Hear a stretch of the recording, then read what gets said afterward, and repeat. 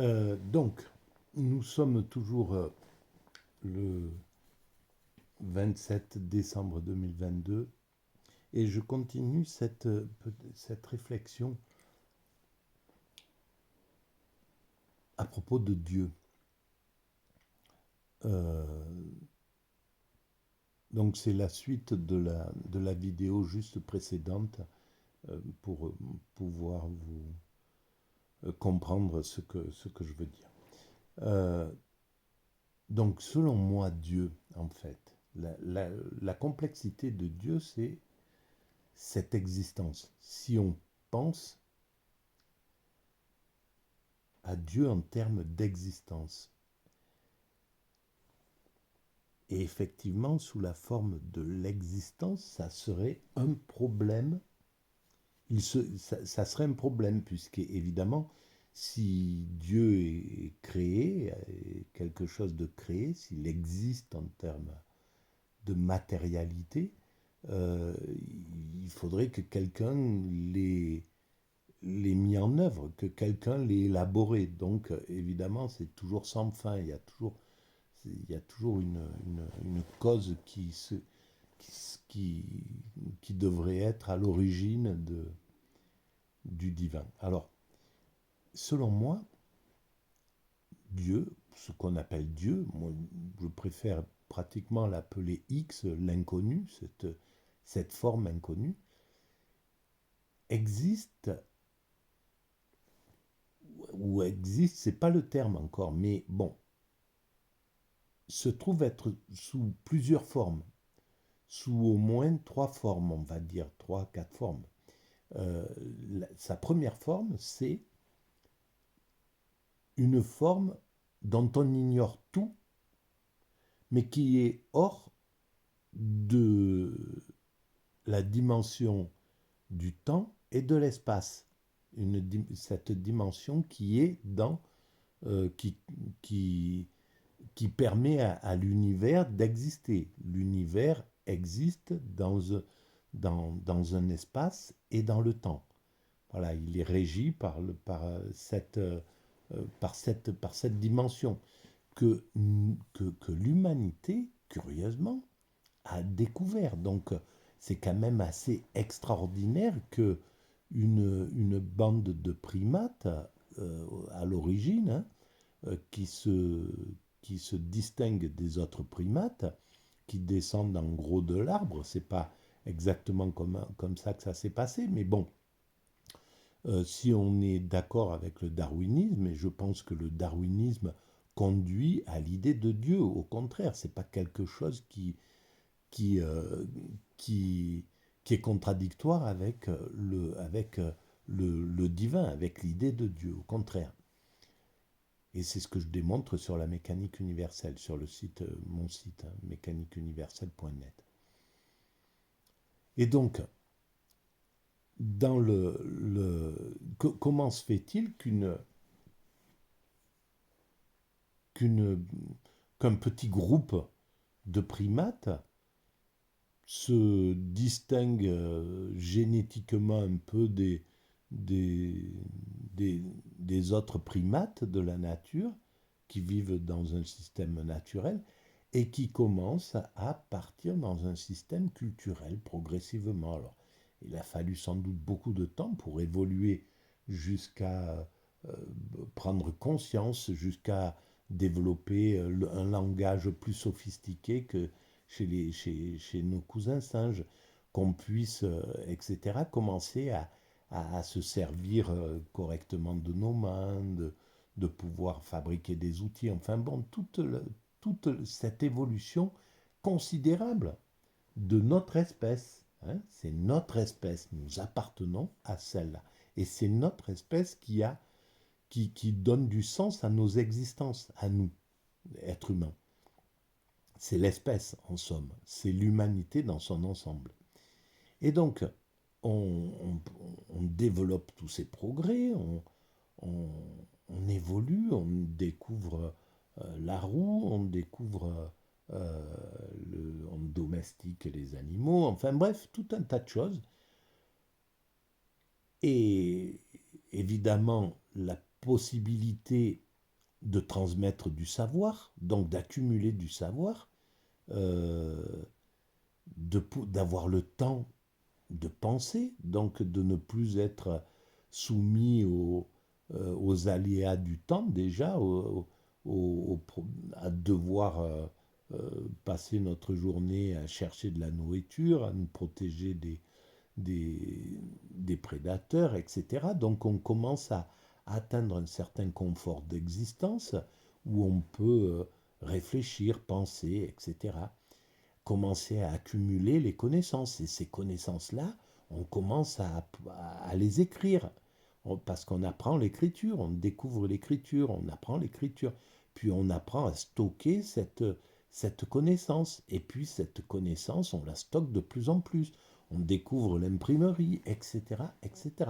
Et on arrive en 2000 et quelques, voilà, avec Wikipédia, par exemple, avec une, une espèce humaine, une humanité qui s'est développée de façon hallucinante, quoi, extraordinaire. C'est incroyable ce que nous avons découvert et tout ça euh, en, pas de façon coordonnée, même à travers des guerres, des chaos, des violences, des antagonismes, des, des,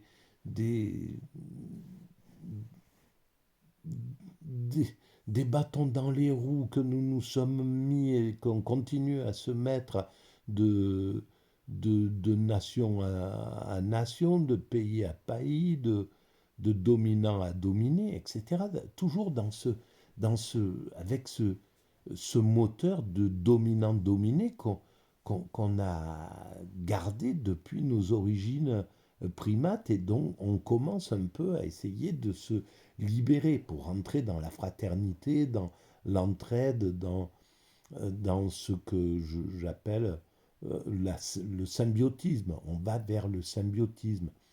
Ça sera notre, je pense, sous cette forme ou une autre, mais un système symbiotique qui régira l'humanité future. Ça, à mon sens, c'est inévitable. Bon, bref. Et donc, on est arrivé à ce que nous sommes au niveau du progrès. Avec Wikipédia, c'est le, c'est comment on dit, c'est l'accumulation de toutes les connaissances actuelles, même s'il y a des erreurs peut-être, il y a des contestations, etc. Mais c'est incroyable qu'on soit arrivé à cet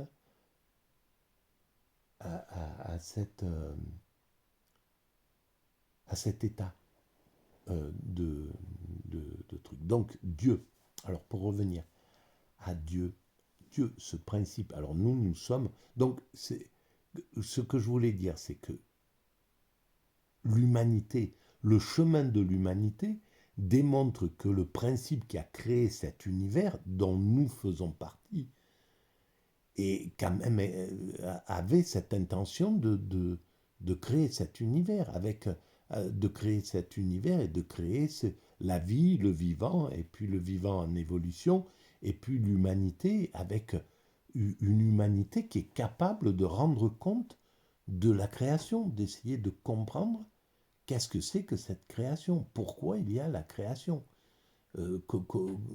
comment, de quoi est faite la matière, comment, qu'est-ce qui, comment s'est construit cet univers. Donc pourquoi nous sommes là? Pourquoi l'humanité est là? Si ce n'est pas pour rendre compte de la raison de l'univers, entre autres. Et puis, pourquoi il y a dans l'humanité, pourquoi nous avons l'aptitude à l'extase. L'extase qui est la fusion, selon moi, avec le principe créateur. Pour quelle raison il y a l'amour, quoi. Comment ça se fait que dans cet univers, il y a de l'amour? Qu'est-ce que ce qu'on appelle l'amour? C'est un terme, hein, mais cette sensation, ce sentiment, Comment ça se fait? Bon, voilà, ça veut bien dire que le principe à l'origine de l'univers était porteur déjà de cette dimension-là, sous une certaine forme. Alors voilà, pour moi, le divin, il est sous trois formes, on va dire. Il est le principe à l'origine de l'univers, donc c'est un principe qui n'est pas dans la matérialité, donc qui est hors univers, qui est dans une autre forme d'être qui n'est pas matérielle et qui n'est pas soumise à l'espace ni au temps, qui est hors de l'espace et du temps, qui est dans quelque chose d'autre que l'espace et le temps. Et là, on a besoin, on peut voir l'importance de l'hindouisme, par exemple, et du bouddhisme, des philosophies asiatiques, pour qui c'est une sorte de vide qui serait là, à l'origine de cet univers. Mais un vide qui a une dimension, qui est quelque chose, mais qui n'est pas de la matière et qui est hors du temps et hors de l'espace. Donc le divin, Dieu, appelons-le aussi comme ça, Dieu est sous cette forme-là. Et puis il est en même temps, puisque c'est de lui que naît c'est l'univers, l'univers c'est une excroissance de lui-même, donc à partir de ce vide, il arrive par quel moyen on n'a pas encore, on ne sait pas encore comment ça s'est fait, mais il se projette en termes d'univers. Et dans cet univers, il est sous la forme la plus essentielle de l'univers, la forme la plus euh, élémentaire, la particule la plus élémentaire, le boson de Higgs ou le quark, ou voilà, il constitue cet univers. Donc Dieu constitue aussi cet univers sous cette forme atomique. Et puis il constitue donc forcément les formes qui déclinent de cette forme d'atome, des assemblages des atomes, qui sera donc les planètes, le ciel, le soleil, les molécules, les trucs comme ça, et également la vie, puisque c'est une déclinaison c'est constitué de ces atomes, etc. Donc il est aussi sous la forme, sous une autre forme, sous une troisième forme, il est la vie, il est la création, la matière, donc les bosons organisés sous forme illusoire de matière, donc il est l'illusion de la matière, donc il nous constitue, donc nous sommes du divin, nous appartenons à ce divin, nous sommes une forme du divin, en termes de vivant, sous la forme vivante, c'est toujours le divin qui vit à travers nous, mais avec cette dimension de se sentir extérieur au divin, c'est ça qui est assez incroyable, et avec l'aptitude à devenir ce divin, c'est-à-dire à travers l'extase. Quand on est dans l'état d'extase, la quatrième forme, en somme, dans cet état d'extase, on incarne le divin. Donc on est aussi sous la forme divine incarnée, totalement, c'est-à-dire dans l'extase. Et dans la forme ordinaire incarnée, c'est-à-dire là, par exemple, où je ne me sens pas du tout divin, j'ai pas l'impression d'être du tout constitué du divin, je suis du divin, mais égocentré. Voilà, c'est-à-dire qui est inconscient, qui ne peut pas, qui ne touche pas le divin en lui. Et tout ça pour pouvoir construire l'humanité et développer cette humanité qui peut rendre compte de, de la raison de l'univers, puisqu'on va comprendre pourquoi nous sommes là, qu'est-ce qui a créé cet univers. Ça mettra peut-être encore 100 ans, 200 ans, 300 ans, peut-être 1000 ans, peu importe. L'humanité, ça fait 50 000 ans qu'elle est organisée en société et qu'elle évolue. Donc c'est pas 1000 ans qui va lui être un problème pour elle, ou 500 ans, ou 300 ans, ou peut-être ça se fera beaucoup plus vite que ça. mais on découvrira ce que c'est que ce qu'il y avait, ce que c'est que ce divin, qu'est-ce que c'est. On rendra compte au divin, en somme, dans cette chose-là. On comprendra pourquoi, dans l'état d'extase, on incarne le divin et pour quelle raison l'humanité, et quel est le sens de l'humanité. Donc, d'où venons-nous? Qui sommes-nous? Où allons-nous? On répondra à ces trois questions fondamentales. Et en même temps, voilà, on explique ce que c'est. Voilà comment j'explique ce que c'est que le divin, pour moi. Voilà.